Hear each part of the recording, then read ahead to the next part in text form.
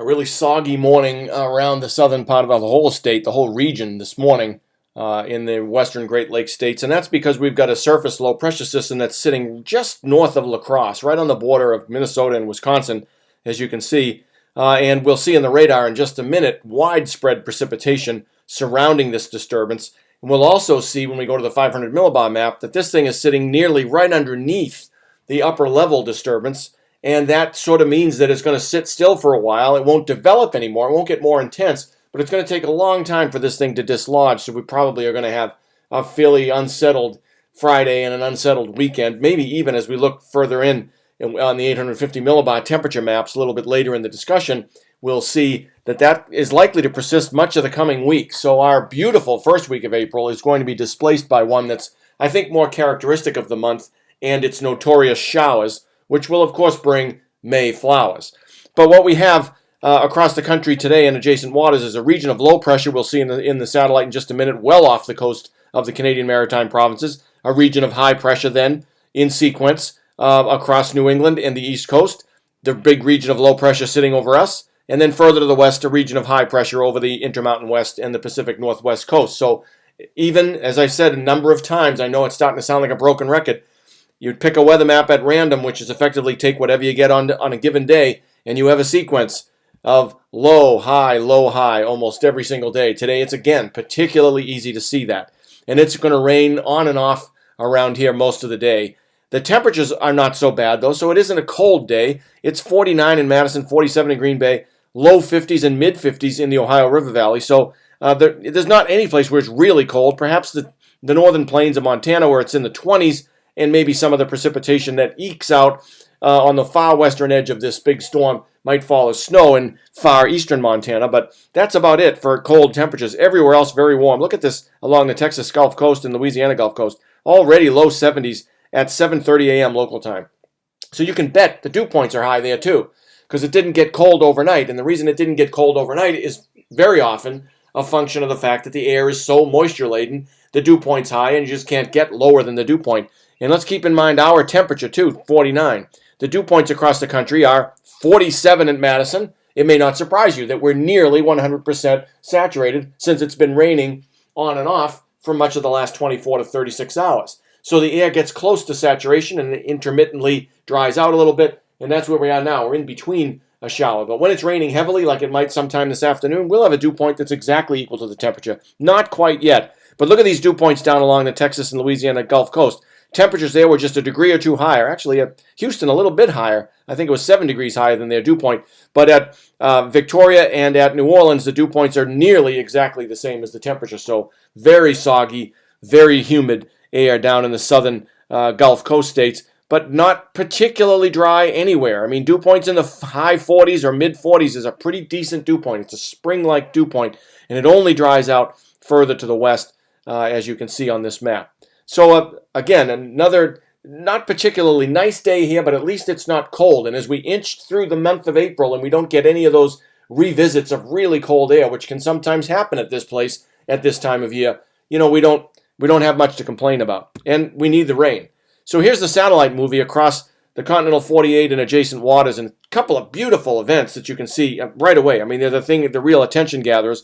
One is the big storm well off the Maritimes, and it was barely visible on the Weather Channel surface map, but there it is. Now look at this widely distributed collection of popcorn-looking cumulus clouds. That's all testifying to the fact that the air is really cold at upper levels, and you're coming over the warm Gulf Stream, and so the stability of the columns in this region is pretty low. It's really unstably stratified, so it's easy to throw up thunderstorm towers, and that's what we're seeing here is a collection of thunderstorms involved in this broad cyclonic that is counterclockwise circulation. Here's our storm, and you can see it's got a broad counterclockwise or cyclonic circulation as well, and it seems to be centered right about on La Crosse. I only have last night's 500 millibar map, so it'll look a little disjointed in time, but that's where the center of the upper level circulation is right now. And so that's not unsurprisingly, that's going to keep us in the threat of showery activity for much of the day today. But I'd say the bulk of the showers has moved off into Ontario and Saskatchewan. So that's good. It's moved away from us a little bit. And not much happening on the west coast. Remember, we had another big anticyclone region of high pressure building in over the Pacific Northwest, and that's reflected by the absence of clouds, and certainly the absence of any organized clouds in the western third of the country. Okay. Now we can also look at the radar summary, which is, it's too bad I didn't save some from last night. They're kind of hard to save the way that they're organized on our website, but nonetheless, you can see centered right around La Crosse, there's counterclockwise rotation of those precipitation elements that are showing up here on the radar, and that indicates that's the center of the upper level disturbance. And so notice there's going to be a few of these showers that'll kind of come across Iowa. There's one right there on the border of Illinois and Wisconsin. It'll probably miss us to the east, but it'll hit places like, Fort Atkinson, other places like that within the next hour or so probably. And this is at the end of it. It's 8:21 local time. So some of these showers will eventually move in over us. They're a little bit more widespread and somewhat more intense to the west of the Mississippi River there into far eastern Minnesota. And so some of that, as the whole cyclone slides very slowly to the east, will probably visit us later today. But you can see a beautiful counterclockwise swirl in these elements of activity, of precipitation. We can't see anything on the offshore storm. It's too far away. And the absence of echo in the Pacific Northwest is simply a reflection of the fact that there's no organized weather system there. There's a big anticyclone instead. Okay. Then let's look at the 500 millibar map. I won't go through the analysis the way I've done the last couple of lectures. I'll do that every once in a while, but not every day, because today, especially on Friday, we have our 850 map, and I don't want to make the discussion too long. But here's the map from last night, unfortunately, 7 p.m., so it's several hours old, but at that time, the upper level circulation center was just about over Dubuque, and you can see it's intensely cut off. It's really almost a circular isolated disturbance, but that's now moved to about where the cursor's magnifying glass is. They're right there about La Crosse, and so we're still to the east of the upper level low, but not by much, and so we're in the region of unsettled weather for sure. Here comes another trough axis that I think is responsible for some of the precipitation in the western Dakotas that I did not highlight on the radar, but was there. And then in between is this ridginess over Washington State and British Columbia, and that's really responsible for the nice weather over the Pacific Northwest, is that ridge. Here's a big ridge over the east coast of the United States, and that, of course, corresponds to the region of high pressure that's just on and to the east of the coast. And then here's the big cyclone that's off the maritime provinces of Canada. So again, even at 500 millibars, trough, ridge, trough, ridge, trough, and ridge. There's a whole sequence that goes across. It's never very regular, but sometimes at least these three are particularly regular today. And the last thing I'll say about this map is just to once again reiterate how when you're away from the friction layer, this is 3 miles above the ground, 500 millibars is, the black lines, which are the equivalent of isobars, and then the wind arrows, they're all just about parallel to the black line. So the flow is close to geostrophic balance at 3 miles above the ground. And the speed of the winds, remember the flag is 50 knots, and then every little tentacle off of the bob is another 10. So these winds, like in Oklahoma City and Little Rock, are 50 meter per second, 50 knot winds, tight horizontal spacing between these isobars. But when you go up into southern Quebec and far eastern Ontario, like here, well to the east of west of Montreal, you have almost no gradient. Look at how wide the spacing is between these successive isobars and a 10 knot wind at 500 millibars, whereas it's roaring at 50 or even 70 at Dallas at the same level, but because the pressure gradient force is larger. And then let's look at the West Coast satellite image. This one too has a lot of features on it today. Here's the cyclone that was there on Wednesday. It's been more or less stationary, well to the northeast of our 50th state. Here's Hawaii. And so it's just been sitting still. And then there's another storm that's coming in. You can see it especially early in this image, or this movie, right there on the border between the Yukon Territory and Alaska at the northern end of the Panhandle. It's a pretty nice looking storm, and it gets shredded by the high terrain of British Columbia, and it kind of disappears. But at the beginning of the animation, that's a pretty nice looking cyclone, with all the cloudiness to the east, as we know now, tied to the cold and warm frontal structures.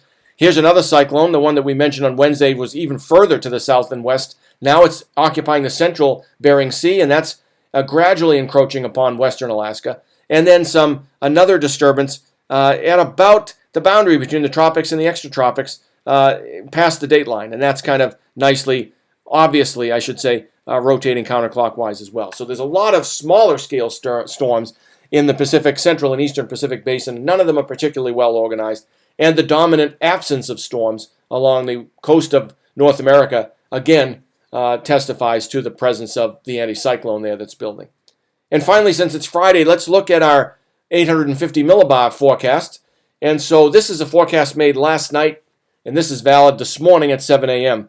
And so you can see in southern Wisconsin, we start out with temperatures around 0 degrees Celsius. So chilly, not cold, but chilly over us. And the coldest air is just about where the circulation center of that storm is. And when storms like the one that's affecting us right now get to their late stages, this is in the post-occluded stage of the life cycle, this thing is just spinning slowly to death, gradually being eroded by the friction that it makes with the contact that it makes frictionally with the boundary of the surface of the planet. So it's just going to sit there and spin for a while, and it's got the coldest airs possible in the middle of it. And the cold air aloft, that is not just at the ground but at levels above the ground, helps to keep the stability low. And that's why we have the threat of showers. And we'll see that as we go forward through this whole forecast. So we start out around 0 this morning. It's going to not change very much. I'll leave the cursor right over Madison, or get it right over Madison. It's not going to change much through the day. This is tomorrow morning. It's just slightly warmer maybe at 8:50 tomorrow morning, although with the threat of colder air funneling in, as you can see. And then another round of development sitting on top of the cold air for Saturday afternoon. That's a more intense, the white lines are like isobars at this level. That's a more intense storm, and so that's going to give us some trouble on Saturday afternoon and Sunday, and the cold air moves off away, but we're going to see more cold air funnel in for Mondays. This is Monday morning, and here comes the cold advection. I'll move the cursor now. You can see the winds cutting across these isotherms from the blue colds to the lighter blue and the green where it's warmer. So this strong cold advection coming across Iowa on Monday morning, and that goes right across Wisconsin during the day Monday, and it gets considerably colder here at 850 millibars.